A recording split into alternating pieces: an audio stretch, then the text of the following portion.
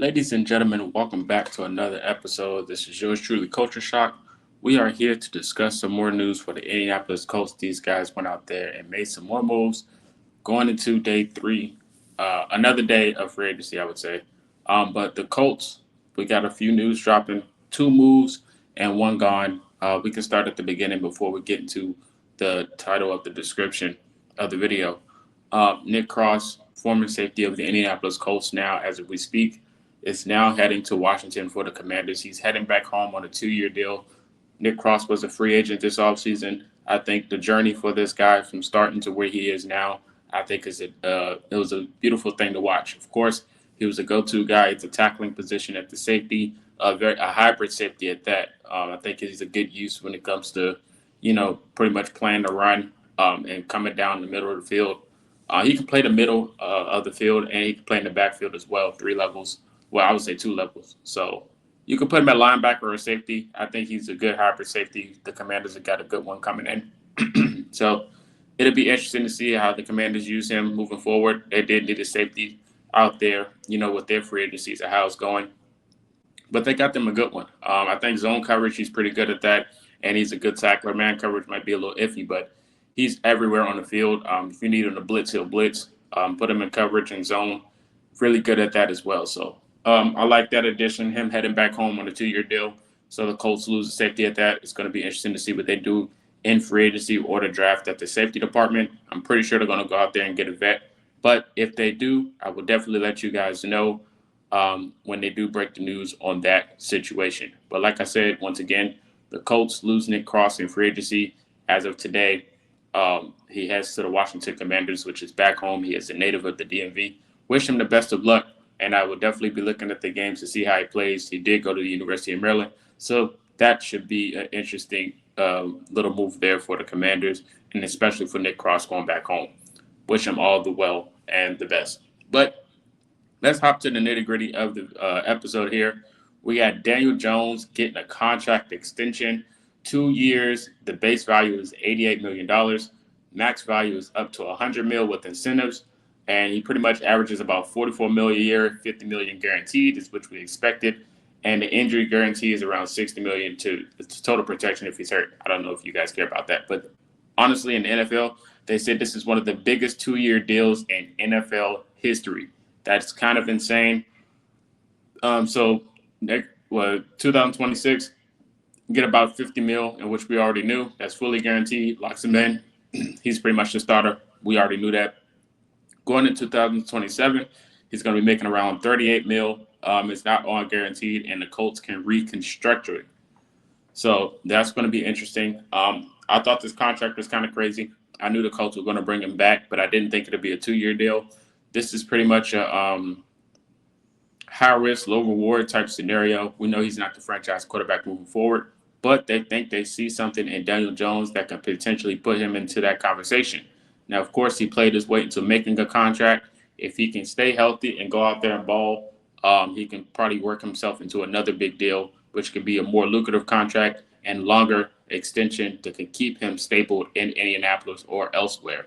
The Colts and Shane Steichen and it's pretty good at getting people paid. Just look at Gardner Minshew. He found a job in no time after he left Indianapolis, and he got a big payday, and he just found another place to go.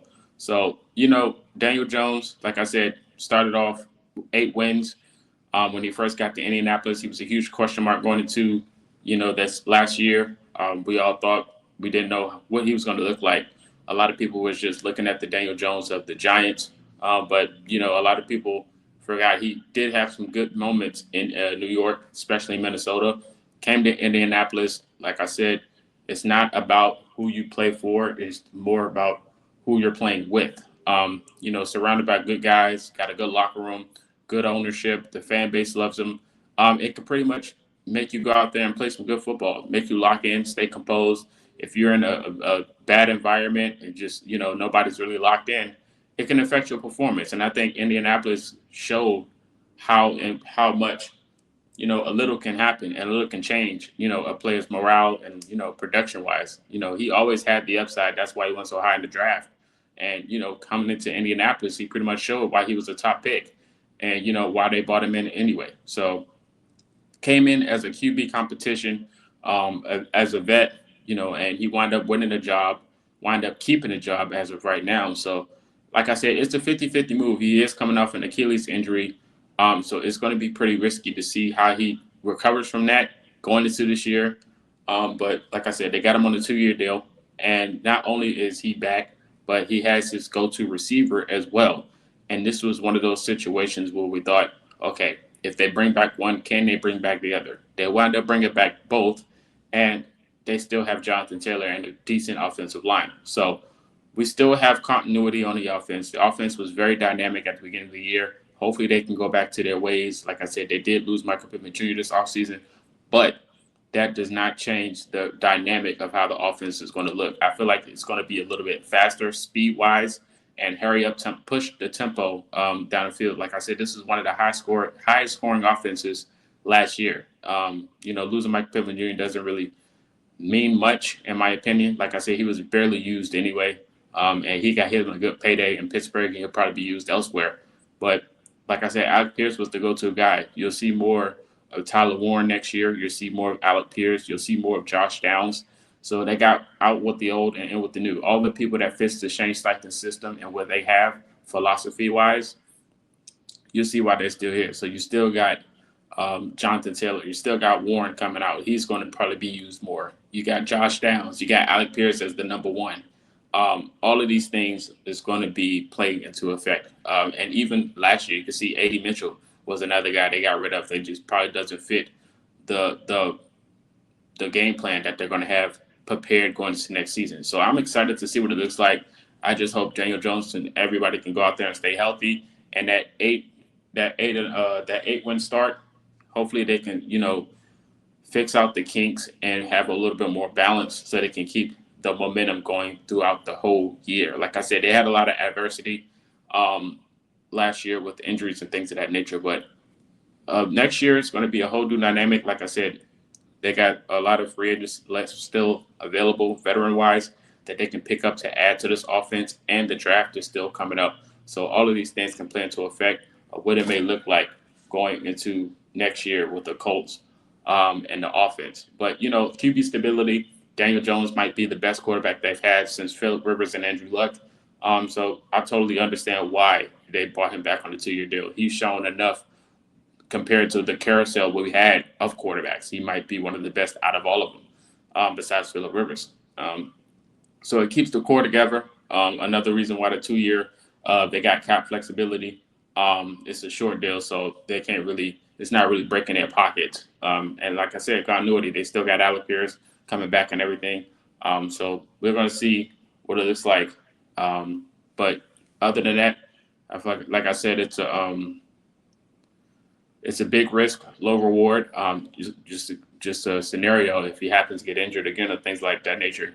It could be a big cap hit if he gets injured, or he just never recovers from this injury, and he wind up just turning into a sinking ship for the Indianapolis Colts. But we got some type of stability on the offensive side, which is a good thing. Something we're not used to seeing in Indianapolis. It has been a while, so that's pretty much a good sign for things to come. Like I said, low reward, high risk, in my opinion. But another move before we get up out of here, the Indianapolis Colts, after doing that, giving contract extension to Daniel Jones, they went out there and got another defensive lineman, Micheal Clemons from the New York Jets. Not only did they sign him, but they gave him a 3-year deal that's going up to at least $17.5 million and $18 million incentives. So he averages about $6 million a year.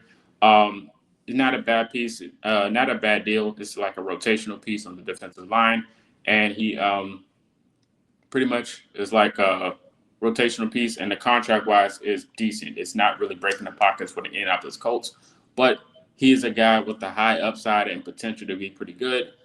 Defensive end from Texas A&M, drafted by the Jets, 4th-round pick. He's really physical. He has a good motor, and he's going to be a good rotational piece for the Indianapolis Colts. He is not going to be a starter, in my opinion, and I feel like this is not going to be the last move at defensive line for the Indianapolis Colts. So that should be interesting to see how he plays into the depth of the defensive line for the Indianapolis Colts. 97 tackles, averages he had about 8 sacks in his career so far, forced 2 fumbles. Like I said, he's not a star, but he's a good, solid piece, rotational wise, for the defensive line in the Indianapolis Colts. So that should be interesting to see how they're going to use him, especially with Lou Anarumo. He's back with Sauce Gardner. Um, Sauce Gardner and them played together in New York, and now they're back and together, and it's going to be in Indianapolis this time. So a lot of friendships being built here. Of course, we know the friendship with Sauce Gardner and Alec Pierce, and now the former defensive lineman for the New York Jets is now in Indianapolis with Sauce Gardner. So I'm pretty sure it's going to be a lot of work being put out in offseason and in training camp and things of that nature, just so he can get up to speed. And there's a lot of familiarity. So that's pretty good for the Indianapolis Colts to go out there and get a contract, which is pretty much a low risk, high reward. The contract, like I said, is not really a big deal. It's just the thought of him actually locking in and becoming what we need him to be for the defensive line. Because, like I said, we do need some type of rush coming off the edge. And not only can he play on the outside, he can play on the inside as well. He's a big guy, so that's going to be a good idea. And you can pretty much put him anywhere on the defensive line. That's pretty much what you need for a Lou Anarumo type defense. You need people that can fit into pieces that can play pretty much anywhere at any time. So it's going to be interesting to see how they use him. I'm pretty sure he's going to be rotating on pass rush and, pretty much on goal line formations. So it's going to be interesting to see how he's implemented into the scheme. Like I said, low risk, high reward if he can go out there and actually be a good rotational piece. So it's going to be interesting to see what else they can do moving forward in this offseason. I will be back to let you guys know about any more upcoming moves and things of that nature. Especially, I forgot to mention about this move with Clemons. This is definitely a good pickup, pretty decent contract-wise. Like I said, it's not really breaking the pockets, especially after losing guys like Kwity Paye. You needed to go out there and make some moves on the defensive line and veteran-wise to go out there to go ahead and fill the roles that needs to be filled. But other than that, you guys let me know your thoughts in the comment section. How do you feel about these moves? How do you feel about Nick Cross, Daniel Jones getting a 2-year extension? And how do you feel about Micheal Clemons? All these things in the comment section. We'll be back when they do drop some more content. That's all I got for you guys. Until next time, go Colts.